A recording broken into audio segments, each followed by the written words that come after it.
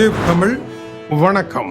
ஈரானுடைய புதிய மத தலைவர் மொய்டபா காமேனியை தான் தலைவராக ஏற்றுக்கொள்ள முடியாது என்றும் வேண்டாம் நன்றி என்றும் டொனால்ட் ட்ரம்ப் நிராகரித்திருக்கின்றார். தன்னால் அவரை ஏற்றுக்கொள்ள முடியாது என்றும் அவர்கள் தமது மக்களையும் அமெரிக்கர்களையும் கொன்று தள்ளுகின்றவர்கள், அத்தகையவர்களுடன் சமரசம் செய்து அவர்களை அதிகார கட்டிலில் இருக்க வைக்க முடியாது என்றும் டொனால்ட் ட்ரம்ப் அமெரிக்காவில் பேசியிருக்கின்றார். அவர்கள் தீர்வு திட்டத்தை வழங்கி இருக்கின்றார்கள். அந்த தீர்வு திட்டத்தை பார்க்கின்ற பொழுது அவர்கள் அந்த நாட்டு மக்களுக்கு ஒரு நன்மை தரும் என்பதை விட தங்களுடைய பய கெடுதி காரணமாக தங்களுடைய உயிர்களை காப்பாற்றுவதற்கான பிரேரணையை தந்திருக்கின்றார்கள் என்றும் அவர்கள் அமெரிக்கா தங்களை தாக்கி அழித்துவிடும் என்று பயப்படுகின்றார்கள் என்றும் தன்னுடைய ஆவேசமான கருத்தை கூறியிருக்கின்றார். டொனால்ட் ட்ரம்ப் இதுவரை நடத்திய எந்த போரிலும் எந்த பேச்சுவார்த்தைகளிலும் இப்படியான வலியையும் கோபத்தையும் அவர் சந்திக்கவில்லை.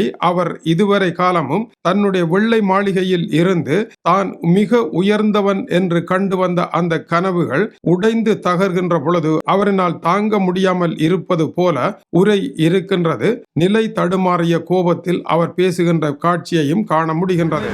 இந்த நிலையில் வெள்ளை மாளிகையினுடைய பேச்சாளர் கரோலைன் லெவிட் கூறுகின்ற பொழுது ஈரான் யதார்த்தத்தை புரிந்து கொள்ள வேண்டும் என்றும் தம்மால் வழங்கப்பட்ட தீர்வு திட்டத்தை ஏற்றுக்கொள்ள வேண்டும் என்றும் அந்த தீர்வு திட்டத்தை ஈரான் நிராகரித்து விட்டது என்று சில ஊடகங்கள் எழுதுகின்றன. அது அமெரிக்க அரசினுடைய உத்தியோகபூர்வமான தளங்களில் அது நிராகரிக்கப்பட்டது என்று இதுவரை சொல்லப்படவில்லை என்றும் ஊடகங்களுக்கான எச்சரிக்கை ஒன்றையும் அவர் வெளியிட்டிருக்கின்றார். அமெரிக்காவை பொறுத்த வரையில் ஈரானுடனான போரை மேலும் நெருக்கடியான இடத்திற்கு அடுத்த கட்டத்திற்கு கொண்டு செல்ல போவதன் அடையாளமாக இந்த இடைவெளி இருக்கின்றது. அமெரிக்காவினுடைய 15 நிபந்தனைகளில் முக்கியமான நிபந்தனைகள் என்ன என்பதை சீர்தூக்கி பார்ப்போமாக இருந்தால் இந்த விவகாரத்தை பேச்சுவார்த்தையின் மூலமாக முடிவு செய்ய முடியாத நிலை இருப்பதை அவதானிக்க முடிகின்றது. இந்த 15 அம்ச தீர்வு திட்டமானது ஈரானை அவமானப்படுத்துவதாக இருப்பதாகவே ஈரானினுடைய தரப்பு கருதுகின்றது. அதில் உள்ள கட்டுமானங்கள் அப்படி இருக்கின்றன. முதலாவதாக ஈரானுக்கு அணு ஆயுதம் கிடையாது உறுதியாக கூறுகின்றது அமெரிக்கா. அதை தீர்மானிப்பதற்கு நீங்கள் யார் என்பது ஈரானுடைய கேள்வி.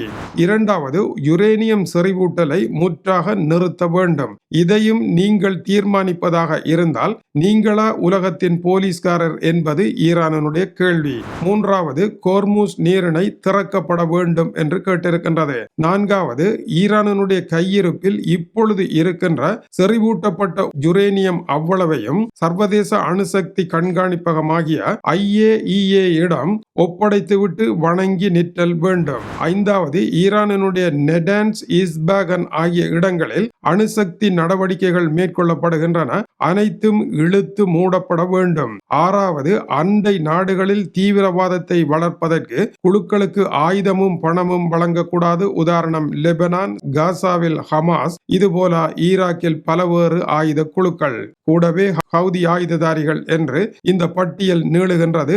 அனைவரும் பட்டினி போடப்பட்டு நிறுத்தப்பட வேண்டும். ஈரானுடைய ஏவுகணைகள் ஐரோப்பாவிற்குள் செல்லக்கூடாது, அமெரிக்காவிற்கு வரக்கூடாது.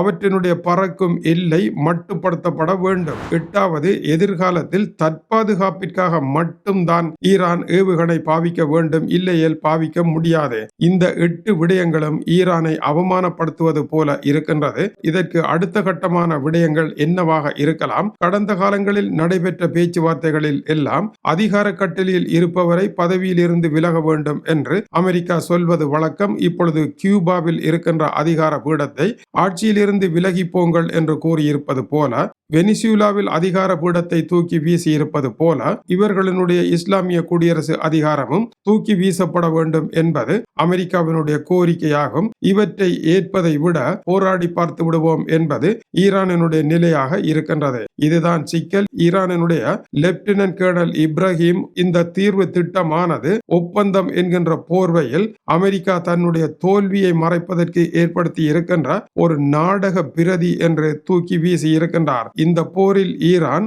அமெரிக்காவையும் இஸ்ரேலையும் முற்று முழுதாக வெற்றி பெறும் வரை இந்த போர் நிறுத்தப்பட மாட்டாது என்றும் அவர் கூறியிருக்கின்றார். இந்த வேளை அமெரிக்காவில் பெரும் கவலை ஏற்பட்டிருக்கின்றது. ஆயில் விலை பீப்பாய்க்கு $200 எட்டி தொட போகின்றது.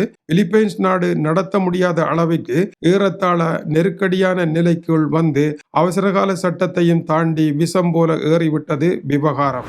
உலகம் மிக ஆபத்தான இடத்தில் இருக்கின்றது, வேண்டாம் வேண்டாம் என்று ஐக்கிய நாடுகள் சபையினுடைய அலறல் மறுபடியும் கேட்டிருக்கின்றது. இந்த நிலையில் இஸ்ரேல் நேற்று எதற்காக கூட்டம் நடத்தியது? லெபனானுக்குள் இஸ்ரேல் உள்நுழைந்தது தெரிந்ததே. இப்பொழுது அந்த உள்நுழைந்த 30 கிலோமீட்டர் எல்லையை மேலும் வேகமாக அதிகரித்து சென்று பெருமளவு நிலத்தை தன்னுடைய கட்டுப்பாட்டில் வைத்திருப்பதாகவும் அதன் மூலமாக அங்கிருந்து வரும் ஏவுகணைகளை தடுக்க முயற்சி எடுப்பதாகவும் வடபுல இஸ்ரேலை பாதுகாப்பதற்கு அது அவசியம் என்றும் இஸ்ரேலிய பிரதமர் கூறியிருக்கின்றார். ஆகவே லெபனான் போரானது விரிவடைய போகின்றது. இதனுடைய கருத்து என்னவென்றால் அனைத்து இடங்களிலும் போரை விரிவாக்கம் செய்ய மேலும் புதியவர்கள் இந்த போர்க்களத்தில் இறங்குவதற்கான அபாயம் இருக்கின்றது. வடகொரிய அதிபர், பெலருஸ் நாட்டினுடைய அதிபர் இருவரும் சந்தித்தது சாதாரணமான விடயம் அல்ல. ஆகவே இஸ்ரேலை வைத்து அமெரிக்கா போரை தொடர்ந்து நடத்த முடியாத ஒரு சூழ்நிலை உருவாவதற்கான கள நிலவரங்கள் காணப்படுகின்றது. அன்டோனியோ குட்டராஸ் லெபனான் ஆக்கிரமிப்பை உடன் நிறுத்துங்கள் என்று கூறியிருக்கின்றார். பிரான்சினுடைய நாடு லெபனானாக இருந்தும் பிரான்சினால் அதை தடுக்கவும் முடியவில்லை. இஸ்ரேல் நிலத்தை ஆக்கிரமிப்பது சர்வதேச சட்டங்களின்படி குற்றம் என்று கூறப்படுகின்றது. ஆனால் இப்பொழுது சர்வதேச சட்டங்களை எல்லாம் மீறுகின்ற நிலை எங்கோ சென்று தலைக்கு மேல் வெள்ளம் போய்விட்டது. இனி சாணென்ன முளமென்ன என்கின்ற இடத்திற்கு அனைத்து தரப்பும் வந்து நிற்கின்றார்கள். இந்த போரை தடுத்து அமைதியை ஏற்படுத்த வேண்டிய பாரிய பொறுப்பு சீனாவிடம் இருக்கின்றது. ஆனால் சீனாவும் மௌனமாக இருக்கின்ற காரணத்தினால் எதையும் செய்ய முடியாத ஒரு நெருக்குவாரமான நிலை ஏற்பட்டிருக்கின்றது. சீனா, அமெரிக்கா, ரஷ்யா ஆகிய 3 நாடுகளும் உடனடியாக இது குறித்து பேசி இந்த போர்களை எல்லாம் நிறுத்துகின்ற நிலைமையை உருவாக்காவிட்டால் சீனா, அமெரிக்கா, ரஷ்யா ஆகிய நாடுகள் தாங்கள் எப்படி பொருளாதார பலத்துடன் வாழலாம் என்று கனவு காண்கின்றார்களோ அவர்களுடைய பொருட்களை சந்தையில் வாங்குவதற்கு மக்களிடம் பணம் இல்லாமல் போய்விடும் என்பது குறிப்பிடத்தக்கது. இந்த போர் பற்றி ஊடகங்கள் எழுதுகின்றது ஒன்று. இதனுடைய உண்மையை பார்ப்போமாக இருந்தால் பணக்கார நாடுகள் ஏழை மக்களினுடைய வாங்கும் கொள்வனவு சக்தியை அதிகரிப்பதற்கான எந்த வேலையையும் கடந்த காலத்தில் செய்யவில்லை. அதேவேளை அவர்கள் தங்களுடைய வருமானம் அதிகரிக்க வேண்டும், தங்களுடைய பொருட்களுக்கு விலை கூட வேண்டும் என்று ஆசைப்படுகின்றார்கள். இதனால் முதலில் வளைகுடா போர், அதன் பின்னர் ஆப்கானிஸ்தான் போர், பயங்கரவாதத்திற்கு எதிரான போர், இப்பொழுது ஈரான் போர் என்று இந்த போர்களை இவர்கள் தூண்டிவிடுவதன் மூலமாக எரிபொருள் விலையேறி பொருட்களினுடைய விலை தானாகவே உயர்கின்றது. எனவே இவர்கள் உற்பத்தியை அதிகரிக்காமல், கொள்வனவு சக்தியை மக்களிடையே வளர்க்காமல், தங்களுடைய பாட்டிற்கு அரசியலை பேசிவிட்டு இப்பொழுது விலையை உயர்த்துவதற்காக இப்படியான வேலைகளை செய்கின்றார்களா என்ற கோணத்தில் இதுவரை எந்த ஊடகங்களும் ஆய்வு செய்ததாக தெரியவில்லை. வளைகுடா போரில் ஏறிய விலை இன்னமும் இறங்கவில்லை. அதன் பின்னர் ஈராக், ஆப்கானிஸ்தான் போரில் ஏறிய விலை இன்னமும் இறங்கவில்லை. இப்பொழுது ஈரான் விலையும் இறங்காமல் தான் இருக்க போகின்றது.